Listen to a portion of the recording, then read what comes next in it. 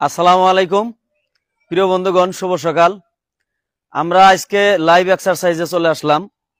আমাদের সামনে যে দেখতে পাচ্ছেন এক ঝাঁক দিনের সৈনিক, সবাইকে নিয়ে আমরা আজকে সকালে এক্সারসাইজ আসছি। আমাদের এই যে 17 থেকে আসছে আমাদের মৌলানা আব্দুল জলিল, আর ইনি হচ্ছেন মুহতামিম সাহেব, আমাদের এই শাইলটা বানাত মাদ্রাসার।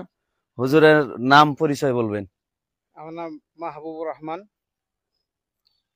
আমি আজকে হাবিব শাহনুর সাহেবকে ডাকছি এক্সারসাইজের কিছু শিক্ষার জন্য। সবেরই দরকার। এক্সারসাইজ না হলে স্বাস্থ্যের বহুত ক্ষতি হয়। এক্সারসাইজ করে থাকলে ইনশাল্লাহ বহুত বেমার আজার থেকে আমরা সবাই বেঁচে থাকতে পারবো ইনশাল্লাহ। মাদ্রাসার বানাত মাদ্রাসার আপনি মুহতামিম? হ্যাঁ, খাতিম হিসেবে আছে আর কি। তুমি কয় মানছে? জি হুজুর। আসসালামু আলাইকুম ওয়া রাহমাতুল্লাহি ওয়া বারাকাতুহু।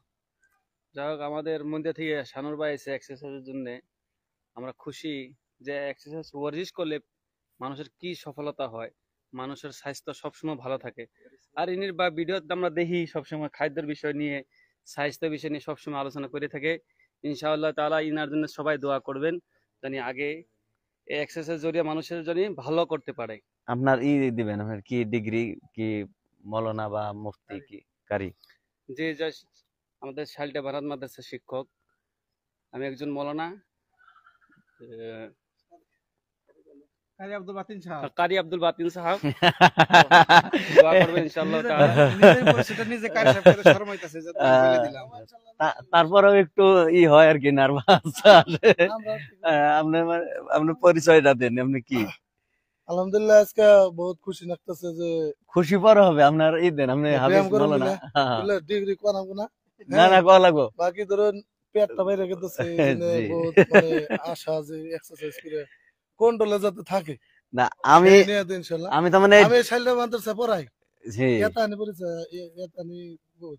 প্রিয় বন্ধুগণ, আমি এই জন্য ওনাদের পরিচয় এবং তাদের ডিগ্রির কথা মানে আমি লাইভে বলতেছি। কারণ হলো অনেক মানুষে ভাবে যে যে হুজুর যারা আছেন তারা শুধু বসেই থাকবে, তারা এগুলো সাপোর্ট করে না, এক্সারসাইজ সাপোর্ট করে না। এই জন্য পরিচয় নেওয়া আর কি। মুফতি শামসুল হক কাসিমি, হক না ইসলাম, হক কাসিমি। কাসিমি, মাশাআল্লাহ। ওয়াকফে থেকে না? মেন না, একদম দারুল দেওয়ান থেকে। দারুল উলুম দেওবন্দের মেন যেটা আছে মাদ্রাসা, সেখান থেকে কিন্তু ফারিগ হয়েছে। তিনিও আমাদের সাথে আজকে এক্সারসাইজে অংশগ্রহণ করতেছেন। ওনার ক্যাম্পাস, ওনার এই যে বাসার ক্যাম্পাস, এটা দেখেন। যাই হোক, আলোচনা আমরা পরে করব। তো আমরা মূল এক্সারসাইজ